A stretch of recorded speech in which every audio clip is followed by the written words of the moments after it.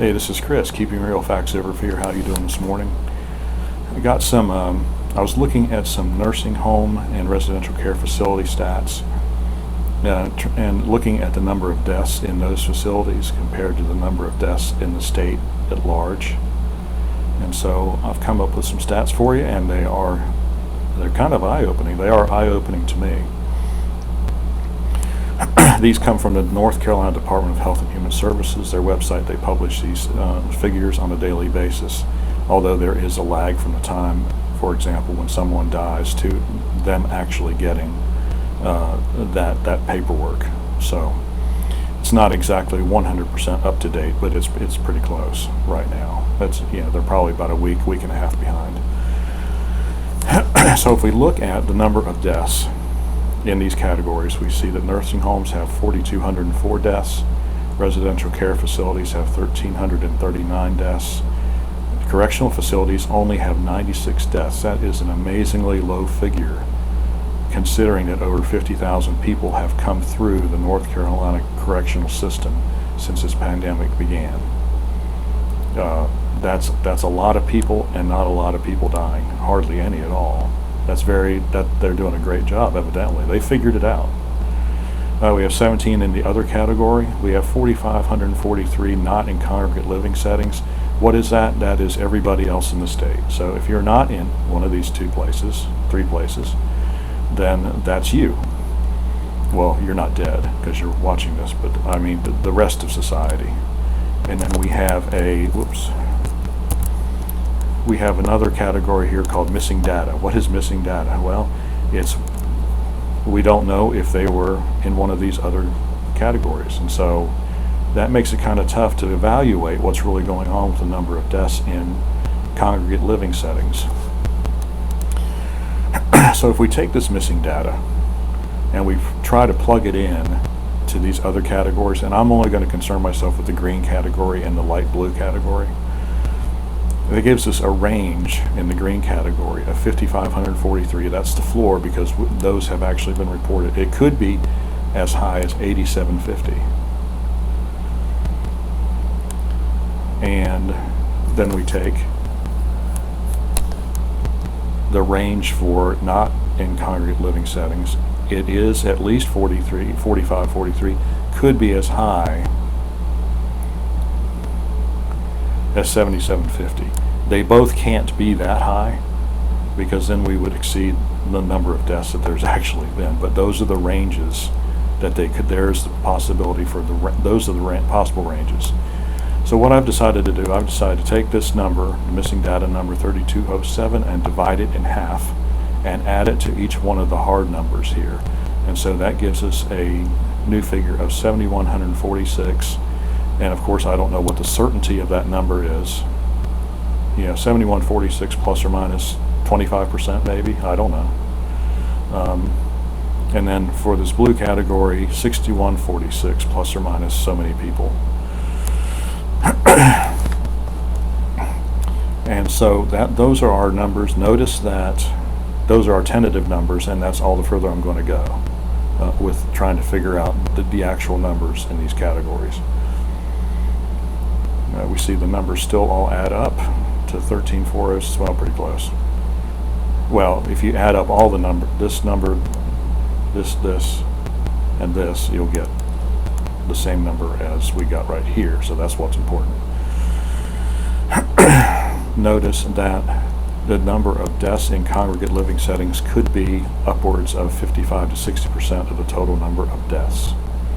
Why is that important? Well, it's because the rest of us don't live in congregate living settings, and so we do not experience the same kind of environment, and therefore we would not expect the same kind of result, would we?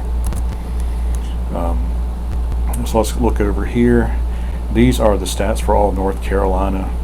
I'm going to do another video on all these other stats and probably recover a little bit of material that I'm covering now. But anyway, the short version is there's been 1,001,012,343 total cases in North Carolina with 13,412 deaths, with total death rate per confirmed case. The death rate is 1.32%. If we look simply at the 65 plus age brackets, we can see there have been 140,796 cases, 10,950 cases, for a total death rate of 7.7%. Notice that for 75 and above, it's 12.51%, which is a pretty scary number. Now, let's take out these numbers, because what I want to find out is, what is the death rate for the rest of us?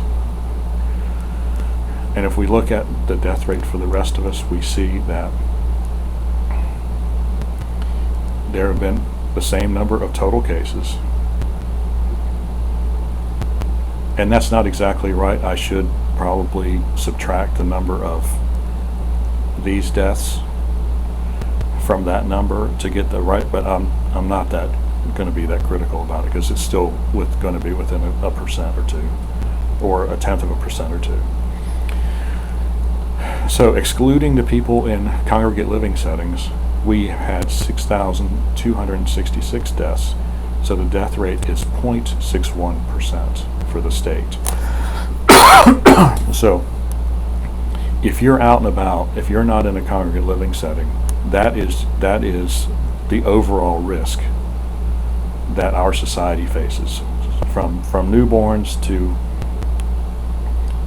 people who are, about to die from old age. That is the overall risk.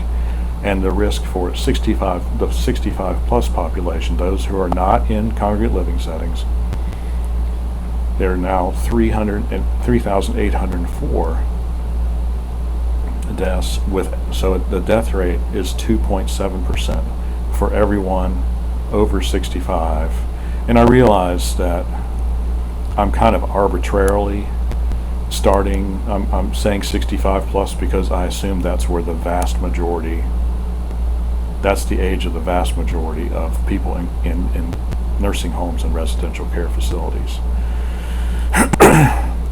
So I thought I would bring that to your attention, because what it really means is that the risk from this virus is so much less than it's being portrayed in the media. I'm not saying there's no risk. Obviously there is a risk, but you think about people and how they behave, and it's like that number is super scary. That's the number at which you say, yeah, I'm getting the vaccine. It doesn't matter.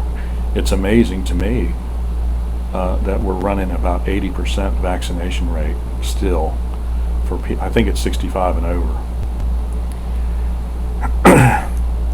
But 2.7%, well, that's not so bad, is it? That changes the calculus for me anyway. And that's the whole point when we're talking about getting vaccines. At this point, you get the vaccine. I think at 7.7%, you get the vaccine. But I think at 2.7%, maybe you start to think about it, because 2.7%, and you're that old already, you've got a lot of things to die from. Let's just quickly go over these stats. 3 deaths in our population, 0 to 17. 3 deaths, and here we are. We have kids going to school, and they have to have masks on. What is the risk? It's like it is statistically 0 chance that a child below the age of 17 is going to die. What is the risk between 18 and 24-year-olds? It's actually 0.014%, but my spreadsheet won't do that. So these are people in college or college age. 25 to 49, the risk is 0.12%. Only 518 deaths in the whole time of this pandemic. How many months has it been? That's about 30 people a month in the whole state, in the state of 10.5 million people. My age group and Lee's age group is 0.95%. Now we're starting to talk a little bit more about, but even that number is, I think, what you have to keep in mind with these numbers, especially when you start getting into the older age group. I can't believe I just said I'm in an older age group. Is that this is where the comorbidities start to become important, because we have to remember that these deaths are COVID-related deaths. They are not necessarily deaths that are caused by COVID-19. In fact, I would say the vast majority of them are not caused by COVID-19, but they are COVID-19 related, and so that's how they're counted. It's kind of like the straw that broke the camel's back. There are other diseases in other years that do the same thing, just not as much prevalence, of course. 65 to 74 was 4.03%, and then 75 is 12.51%. So that is a big number. But as we can see, looking at it statistically, a vast majority of these deaths in these two categories were in nursing homes. And I am gonna do another video about the death rate and how it's fallen off. So stay tuned for that one. If you have any questions or comments, leave them in the section below. Like and subscribe. We appreciate when you do. Understand that this is a serious disease, but it's not a disease to be frightened of.